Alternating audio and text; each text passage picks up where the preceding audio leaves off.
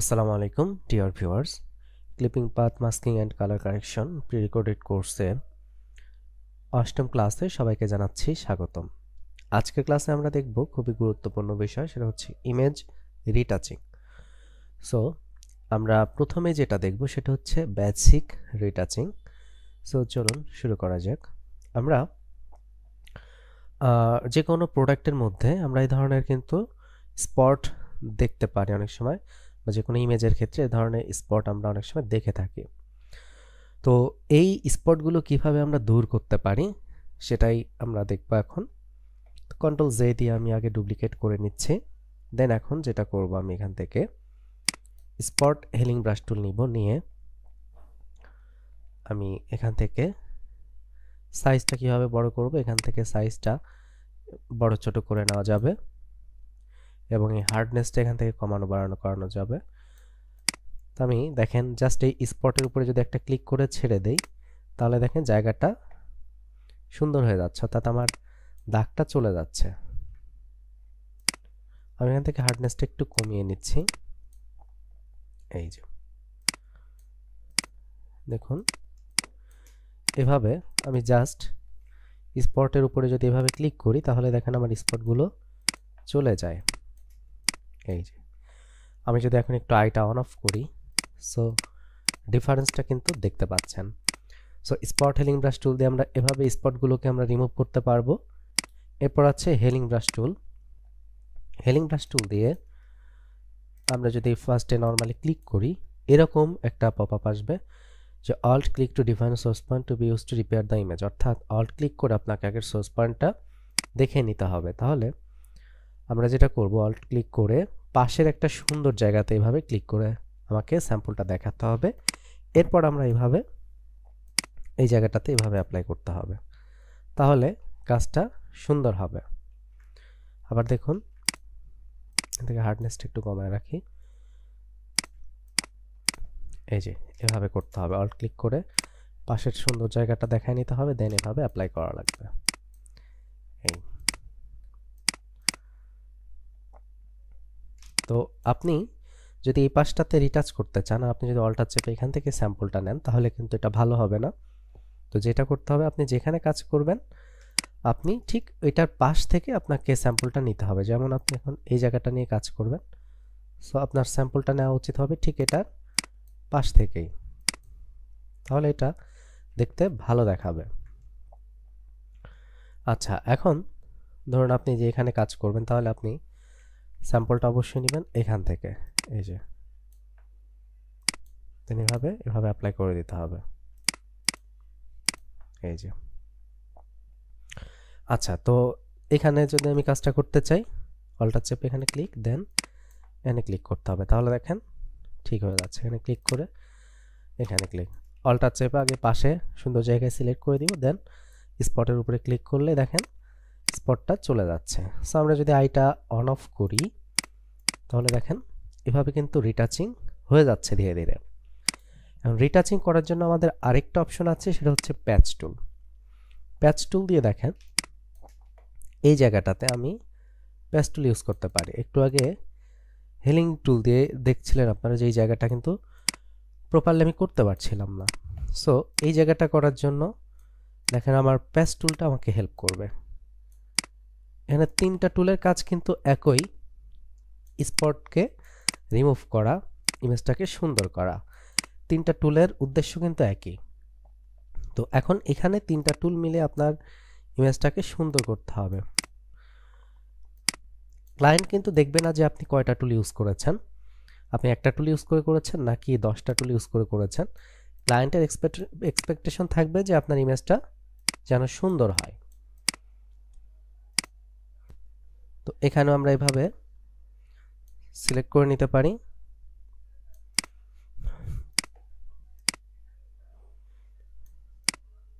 দেন এভাবে যদি আমরা এখানে দেই, এই যে ঠিক আছে, দিলে পরে দেখেন এই যে এভাবে দেখেন, এই যে এভাবে আমরা রিটাচ করে ফেলতে পারি। হ্যাঁ,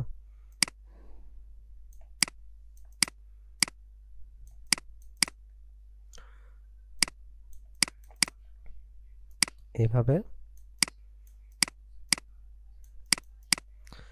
করে ফেলা যাবে।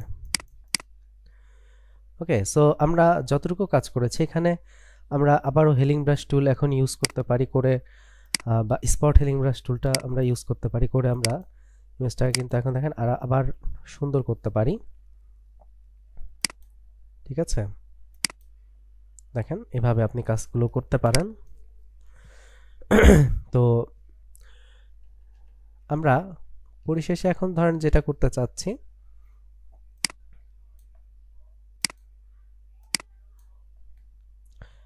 এখন আমরা সবশেষে যেটা করতে পারি, ধরেন আমরা যদি বিফোর আফটার করতে চাই যে ইমেজটা আমার আগে কেমন ছিল দেন এখন কেমন হলো, তাহলে দেখেন আর এটা যদি অফ করেন অন করলে এই যে দেখুন আগে ছিল এরকম, দেন এই যে অনেকগুলো স্পট দূর হয়ে গেছে। এখান থেকে আমরা আরও কাজ করতে পারি। আসলে যত সময় নিয়ে করা যাবে কাজগুলো তত স্মুথলি করা সম্ভব হবে, বুঝতে পারছি? দেখেন এই যে এখানে আমাদের একটু কালো কালো ভাব চলে আসছে, সো এই জায়গাগুলো নিয়ে আমাদের আরও একটু সময় নিয়ে কাজ করা লাগবে। হ্যাঁ, এই জায়গাগুলো নিয়ে আমাদের আর একটু ধীরে সুস্থে কাজ করতে হবে। তো দেখেন এই যে এভাবে আপনি রিটাচিং করতে পারেন। এরপরে আপনি যে এখানে ফিল্টার থেকে ব্লার, দেন এখান থেকে গৌসিয়ান ব্লার, এখানে গিয়ে আপনি চাইলে হালকা একটু এখানে ব্লার ইউজ করতে পারেন। আপনি এখান থেকে নয়েজ, অ্যাড নয়েজ, এখান থেকে দেখেন আপনি হালকা একটু নয়েজ আপনি ইউজ করতে পারেন।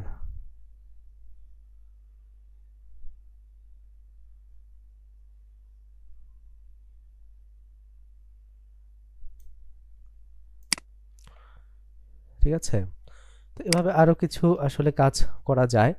যত সময় নিয়ে করা যাবে তত এটা বেটার করা পসিবল। তো এভাবে আপনারা ইমেজ রিটাচিং এর কাজটাও কিন্তু করে ফেলতে পারেন। এই যে ঠিক আছে, দেন আমরা তো ইমেজ অ্যাডজাস্টমেন্টটা দেখলাম। এখান থেকে আপনি যে একটু ব্রাইটনেস করে ফেলতে পারেন। হ্যাঁ, এখান থেকে হালকা একটু কন্ট্রাস্ট, এখানে একটু দাগ রয়েছে, আমরা এটা কিন্তু দূর করে দিতে পারি কিভাবে, এই যে এভাবে।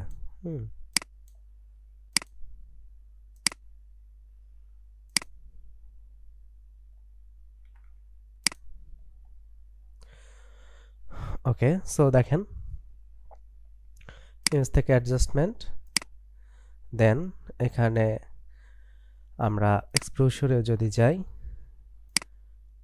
অফসেট, এখান থেকে একটু কালার পরিমাণটা একটু কমাতে পারি, আর এটা ব্রাইটনেসটা আমরা একটু কমায় দিব। আমরা এখান থেকে কার্ভসে গিয়ে একটু আমরা কমিয়ে দিচ্ছি। ওকে, সো এখন দেখেন এই যে ব্রাইটনেসটা আর একটু কমানো যেতে পারে। আমরা এতটুকু রাখতে পারি, আই থিঙ্ক ইটস পারফেক্ট। দেন এখন দেখেন আমরা যেটা করব, বিফোর আফটারটা যদি করি,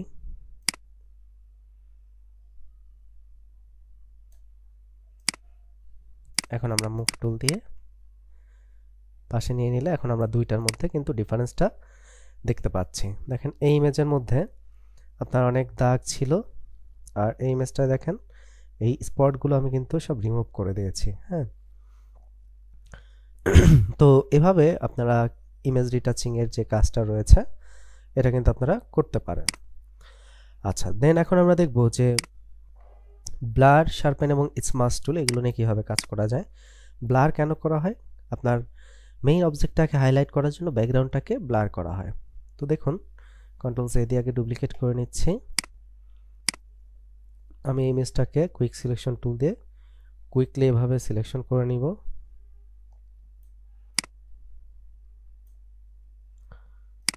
অল টাচ চেপে বাহির থেকে আবার সিলেকশনটাকে ঠিক করে নিচ্ছি। দেন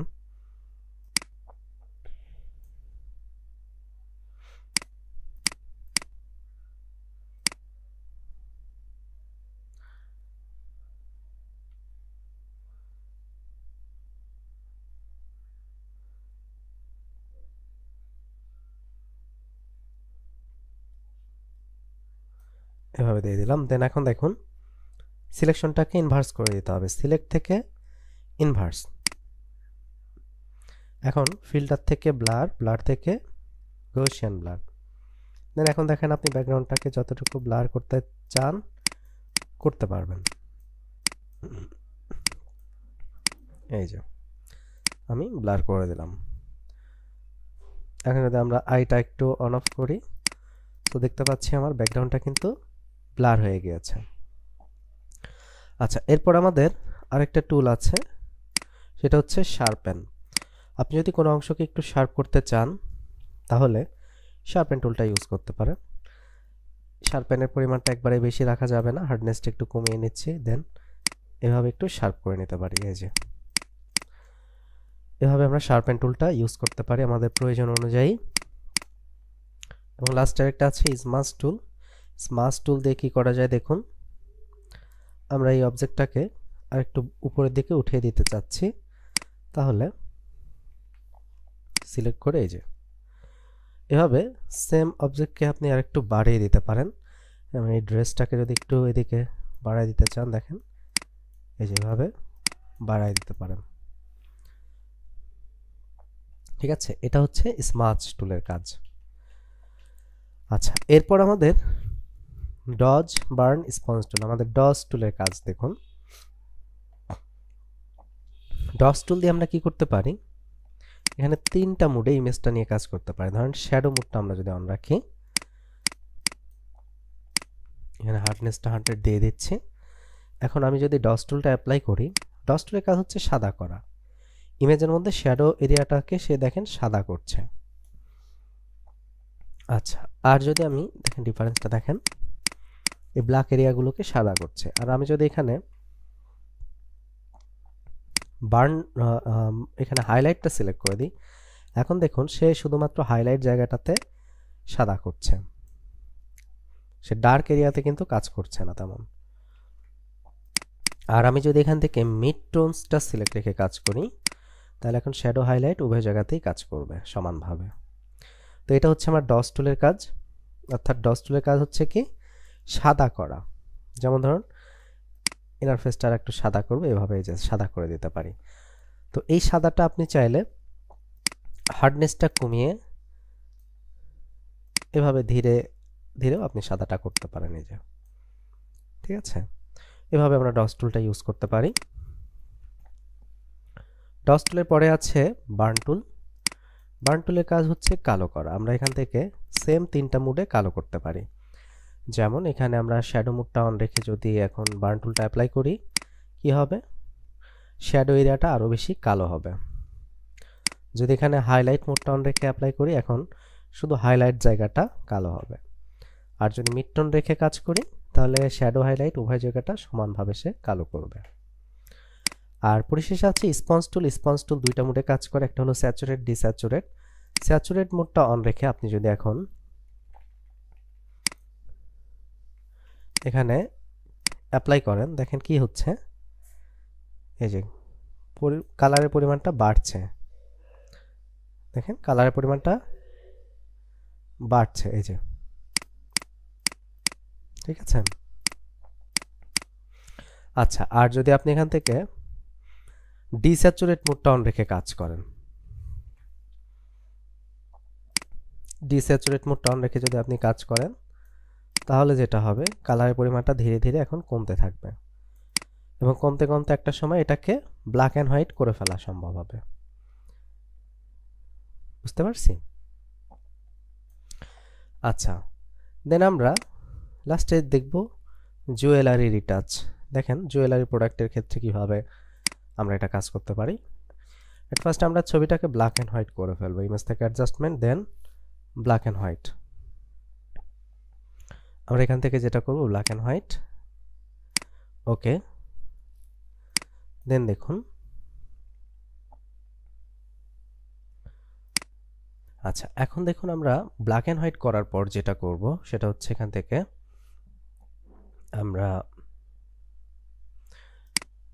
হিস্টোরি ব্রাশ টুলটা নিব, নিয়ে আমি কি চাচ্ছি এই অর্নামেন্টসগুলোকে আমি হাইলাইট করব শুধুমাত্র। সো এখান থেকে হার্ডনেসটা বাড়াই নিচ্ছি, দেন দেখেন এই যে এভাবে আমি শুধুমাত্র অর্নামেন্টসের কালারটা আমরা দেখেন বাড়িয়ে দিতে পারি। দেন এখানে যদি আসেন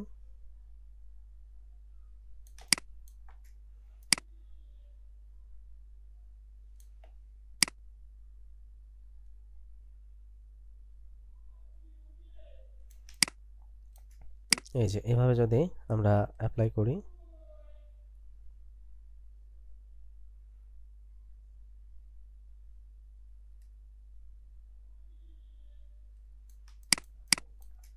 এই যে দেখুন এভাবে, হ্যাঁ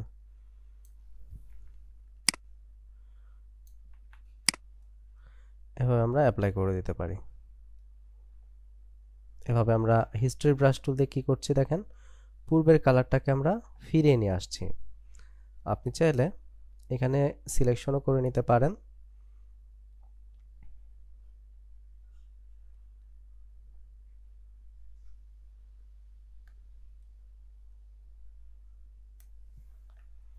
দেন এখানে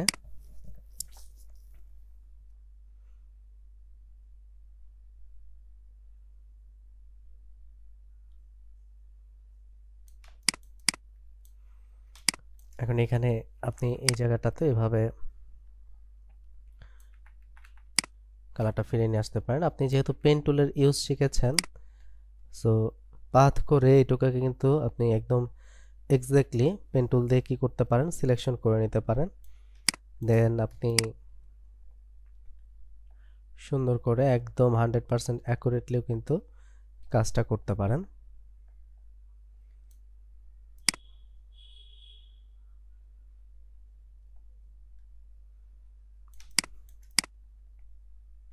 তো আমরা এভাবে দেখেন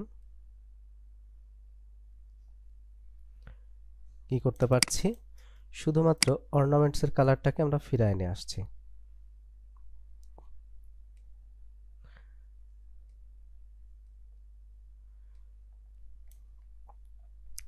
ওকে, সো তাহলে দেখুন এভাবে আমরা এই যে এই পুরো ইমেজটাকে ব্ল্যাক অ্যান্ড হোয়াইট করে দিয়ে আমরা শুধুমাত্র কি করলাম অর্নামেন্টসের কালারটা দেখেন ফিরিয়ে নিয়ে আসলাম। সো এভাবে আমরা জুয়েলারি প্রোডাক্টের ক্ষেত্রেও কিন্তু রিটাচিং করতে পারি। সো আশা করছি বুঝতে পেরেছেন। তো ধন্যবাদ সবাইকে এতক্ষণ সাথে থাকার জন্য। আল্লাহ হাফেজ।